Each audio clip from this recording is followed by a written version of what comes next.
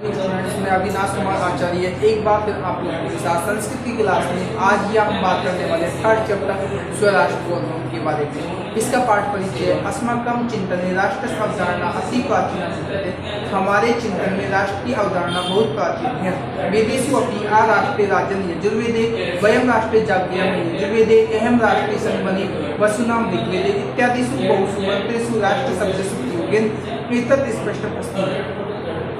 वेदों में भी यहाँ आ राष्ट्रीय राज्यन यजुर्वेद वयम राष्ट्रीय जागृयाम यजुर्वेद अहम राष्ट्रीय संगमनी वसुनाम ऋग्वेद आदि बहुत सी मंत्रों में राष्ट्र शब्द का प्रयोग से यह स्पष्ट है। अस्मत् या राष्ट्र संबंधी अवधारणा अर्वाचीना, यह है राष्ट्र संबंधी अवधारणा नवीन है। पश्चिमात आगता, पश्चिम से आई हुई है। ये मनते जो मानते हैं ते तू वस्तु के ग्रंथ वे सभी तो खंडित है। अस्माकम इदम भारतवर्षम एकम चिरपुरातनम सनातनम च राष्ट्रम। हमारा यह भारतवर्ष बहुत लंबे समय से सनातन और राष्ट्र है, किंतु अत्र ऋषि भी मुनि भी कभी भी तत्व चिंतक एवं भौतिकम भौगोलिकम राजनीतिकम च घटकम एवं राष्ट्रम इति न एव मतम। किंतु यहाँ ऋषि मुनि कवि और तत्व चिंतक केवल भौतिक भौगोलिक राजनीतिक घटक को ही राष्ट्र नहीं माना है। राष्ट्रम इति यत् उच्यते, जो राष्ट्र कहा जाता है, तत् अत्रेकम चेतनम सांस्कृतिकम घटकम, वहाँ एक चेतन और सांस्कृतिक घटक माना गया है। वयम इदम राष्ट्रम राष्ट्र हम एवं मन्यमने, हम सब इसे राष्ट्र देवता मानते हैं। एतद् वही भारत अस्मकं दृष्टौ न कच्चित् नतपिंडो वा भूखंडो वा विद्यते अपितु मातृभूमि अस्ति। यथा विलोकत तम अर्थ वेदे माता भूमि पुत्रो एवं पृथिव्या ऋग्वेदे अपि कथितम अस्ति पृथ्वी माता भूत। निश्चय ही यह हमारा भारत हमारी दृष्टि से कोई नतपिंड अथवा भूखंड नहीं है, अपितु मातृभूमि है। जैसा कि ऋग्वेद में कहा गया, जैसा कि अथर्ववेद में कहा गया, माता भूमि पुत्रो अहम पृथिव्या, भूमि मेरी माता और मैं पृथ्वी का पुत्र। ऋग्वेद में भी कहा गया है पृथ्वी माता गोल पिता, पृथ्वी मेरी माता और आकाश पिता है।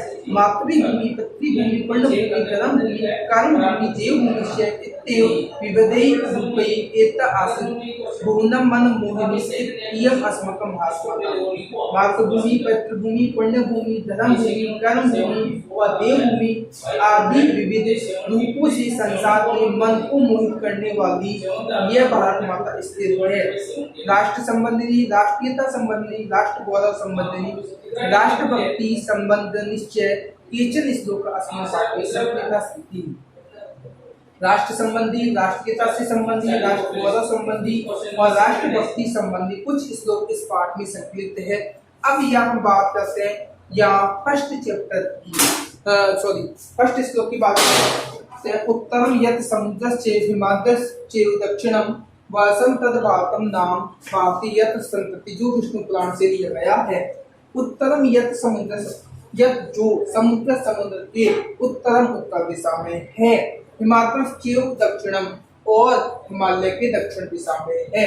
वर्षम तद भारतम नाम भारती यत्र संतति, भारतीय संतति जहाँ भारतीय नामक संतान रहती है।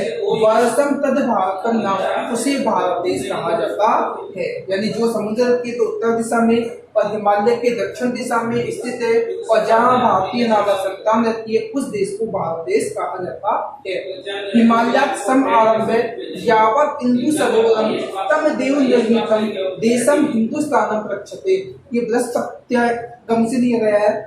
हिमालय सम आरंभ, हिमालय पर्वत से लेकर के यावत इंदु सरोवरम, जो हिंद महासागर तक स्थित है, तम देव निर्मितम, जिसका निर्माण देवताओं के द्वारा किया गया है, देशम हिंदुस्तान प्रक्षते, ऐसे देश को हिंदुस्तान कहा जाता है।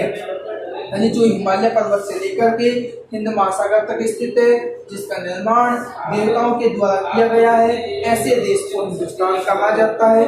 ये हमारे दोस्त लोग यहाँ नेक्स्ट क्लास में हम जाते हैं आगे किस के पढ़ाएंगे। तो इस चैनल को लाइक एंड सब्सक्राइब जरूर करें। Thank you. Good morning students, मैं अविनाश कुमार आचार्य एक बार संस्कृत की क्लास में फिर आप लोगों के साथ हम यह बात कर रहे थे थर्ड चैप्टर स्वराष्ट्र प्रोग्राम। इसके हमने 2 श्लोक जान लिए थे। आज इसके हम तीसरे श्लोक के बारे में बात करने वाले हैं। तो देखो, गायंती देवा किल गीत काणी धन्यास्तु ते भारत भूमि भागे स्वर्ग अपवर्ग स्पद मार्ग भूते भवंती भूय पुरुषा सत्वा। देखो, गायत्री गाते हैं देवा देवता, किल निश्चय ही, गीत गाने गीतों को, धन्य तू धन्य है, तू ते वे सभी, भारत भूमि बाकी भारत भूमि पर, स्वर्ग अपवर्ग स्पद मार्ग भूते स्वर्ग और मोक्ष रूपी मार्ग भवंती होते हैं, भूय फिर से, पुरुषा पुरुषत्वा देवताओं से। तो देखो, इसके अंदर अर्थ होगा कि निश्चय ही देवता जिसके गीतों को गाते हैं, धन्यास्तु ते पुरुष वे सभी पुरुष धन्य है, स्वर्ग अपवर्ग स्पद मार्ग भूते स्वर्ग और मोक्ष रूपी मार्ग, भारत भूमि भागे भारत भूमि पर स्वच्छवा देवताओं से, भूय फिर से, भवंती प्राप्त होता है। यानी स्वर्ग और मोक्ष रूपी मार्ग भारत भूमि पर देवताओं से के द्वारा फिर से प्राप्त होता है। और श्लोक के हमारा संप्राप्त भारतीय जन्म सत्य कर्मसु प्राणुमुखे पीयूष कलशन हित्वा विश्व भांडव उपासित। संप्राप्त प्राप्त करके, भारत में जन्म जन्म सत्कर्मसु अच्छे कर्मों से, प्राणुमुखे दूर रहते हैं या विमुख होते हैं, पीयूष कलशम अमृत के घड़े को, हित्वा छोड़ करके, विश्व भांडम उपासित विश्व के घड़े के ऊपर या विश्व पान के ऊपर आश्रित होते हैं। तो देखो, भारत में जन्म प्राप्त करके अच्छे कर्मों से विमुख जो मनुष्य पीयूष कलशन हित्वा अमृत के घड़े को छोड़ करके विश्व भांडम उपासित है विश्व पान के ऊपर आश्रित होता है। अगला हमारा एतत् देश प्रसुतस्य सकाशात् अग्र जन्मने स्वम स्वम चैत्रम शिक्षरेण पृथ्व्याम सर्वमानवः। एतत् देश, इस देश में प्रसुतस्य जन्मे हुए, सकाशात पास में, अग्र जन्म श्रेष्ठ लोगों से या श्रेष्ठ पुरुषों से, स्वयं स्वयं अपने अपने चरित्रम चैत्र की शिक्षण शिक्षा ग्रहण करनी चाहिए, पृथ्व्या पृथ्वी पर सदर मानव सभी मनुष्यों को। इस देश में जन्मे हुए श्रेष्ठ पुरुषों के पास से पृथ्वी पर स्थित सर्व मानव सभी मनुष्यों को अपने अपने चरित्र की शिक्षा ग्रहण करनी चाहिए। यानी इस देश में जन्मे हुए श्रेष्ठ पुरुषों से या श्रेष्ठ लोगों से पृथ्वी पर स्थित सभी मनुष्यों को अपने अपने चरित्र की शिक्षा ग्रहण करनी चाहिए। इसके बाद अगला श्लोक हमारा, अपि स्वर्णमयी लंका नैमे लक्ष्मण रोचते जननी जन्म भूमिश्च स्वर्गात् अपि गरीयसी। अपि भी स्वर्णमयी सोने की लंका ने नहीं में मुझे लक्ष्मण रोचते अच्छी लगती है, जननी जन्म भूमि से जननी और जन्म भूमि, स्वर्गात् अपि स्वर्ग से भी गरीयसी मान है। तो यहाँ कौन राम कह रहे हैं, हे लक्ष्मण, कि स्वर्णमय सोने से बनी हुई लंका है जो मुझे अच्छी नहीं लगती। क्यों? क्योंकि जननी और जन्मभूमि स्वर्ग से भी महान है। इसके बाद हम यहाँ थोड़ी सी यह बात कर लेते हैं। कभी कभी एग्जाम में पूछ लेता है, जैसे मैं यहाँ दिया हुआ है, मैं शब्द में कौन सी विभक्ति है? तो यहाँ आपको मालूम होना चाहिए रुचि धातु है यहाँ, तो रुचि धातु के योग में आपकी चतुर्थी विभक्ति होगी। Thank you. नेक्स्ट क्लास में हम जानेंगे इसके बाकी के श्लोकों के बारे में। इस चैनल को लाइक एंड सब्सक्राइब और शेयर जरूर करें। स्टूडेंट्स, मैं अविनाश कुमार आचार्य एक बार फिर आप लोगों के साथ संस्कृत की क्लास में थर्ड चैप्टर हमारा स्वराष्ट्र प्रोग्राम चल रहा था। इसमें हमने 6 श्लोक जान लिए थे। आज हम बात करने वाले हैं इसके बाकी के श्लोकों के बारे में। तो 7वां नंबर का श्लोक है हमारा, राष्ट्र दृष्टि नमस्यामो राष्ट्र मंगल कारिणी जया विना न पश्यन्ति राष्ट्रम स्व निकट स्थितम।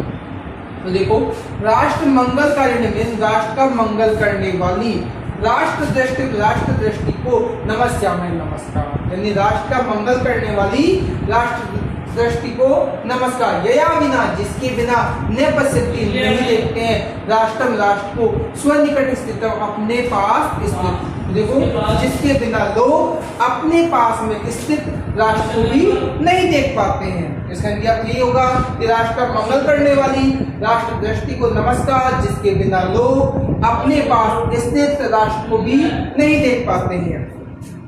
इसके बाद अगला है समान संस्कृति मताम यावती पितृपुण्य भू तावती भूम आवृत्ते राष्ट्रम एकम निगद्यते।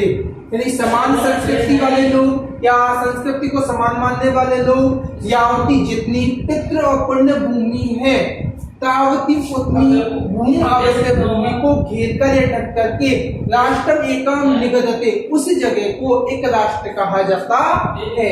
इसके बाद पितृ भूत्वम पुण्य भूत्वम भूमि यस्य न विद्यते तस्य स्वत्वम तत्र राष्ट्रे भवितुम न किलाहति। जिस व्यक्ति के पास में या तो पितृ और पुण्य भूमि दोनों नहीं होती है, तस्य स्वत्व उसका स्वामित्व उस राष्ट्र में से अपने आप ही समाप्त हो जाता है, उसका वहां पर कोई अधिकार नहीं होता है। राष्ट्रीय उत्थान पत्ने राष्ट्रीय अवलंबे ही बहुते शब्दा तस्मात् शिक्षणास्तु राष्ट्रीय ही निश्चय ही राष्ट्रीय अवलंबन राष्ट्र के निवासियों का राष्ट्र उत्थान करने राष्ट्र की उन्नति और अवनति बहुत होती है। सर्वदा हमेशा तस्मात् शिक्षणास्तु उन्हें शिक्षित किया जाना चाहिए राष्ट्रीय राष्ट्र के लोगों को। देखो इसका लिहाज निश्चय ही राष्ट्र के निवासियों का सहारा लेकर के राष्ट्र की उन्नति और अवनति होती है, इसलिए हमेशा तस्मात् इसलिए हमेशा राष्ट्र के लोगों को शिक्षित किया जाना चाहिए। ये हमारा एग्जाम था। कभी कभी एग्जाम में पूछ लेता उत्थान पत्नी इसका समास विग्रह क्या होगा, तो इसका समास विग्रह होगा उत्थानम चे पत्नम चे और समास का नाम होगा द्वंद्व समास। इसके जो बाकी बचे हुए उसको के हम नेक्स्ट वीडियो में जानेंगे। Thank you. इस चैनल को लाइक एंड सब्सक्राइब जरूर करें।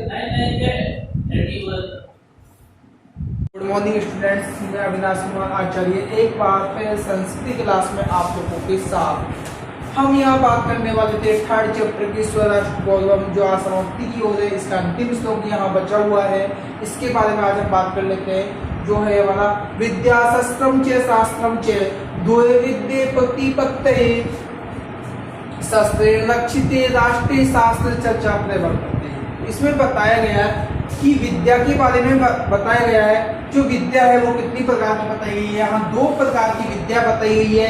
एक विद्या तो शस्त्र रूपी विद्या और दूसरी कौन सी है यहाँ शास्त्र रूपी विद्या। और जो दोनों विद्या है वो ज्ञान प्राप्ति के लिए है। तो देखो विद्या शस्त्रम च शास्त्रम च द्वे विद्ये प्रतिपत्तये, यदि शस्त्र रूपी विद्या और शास्त्र रूपी विद्या द्वे दोनों प्रतिपत्तये ज्ञान प्राप्ति के लिए है। शस्त्रेण रक्षिते राष्ट्रे शास्त्र चर्चा प्रवर्तते। शस्त्रेण शस्त्र रूपी विद्या के द्वारा राष्ट्र के रक्षित सुरक्षित रहने पर, यानी शस्त्र रूपी विद्या के द्वारा राष्ट्र के सुरक्षित होने पर शास्त्र चर्चा प्रवर्तते, शास्त्र चर्चा में करनी चाहिए। ये हमारा अंतिम श्लोक था। स्वराष्ट्र गौरवम जो चैप्टर है आज हमारा समाप्त हो जाता है।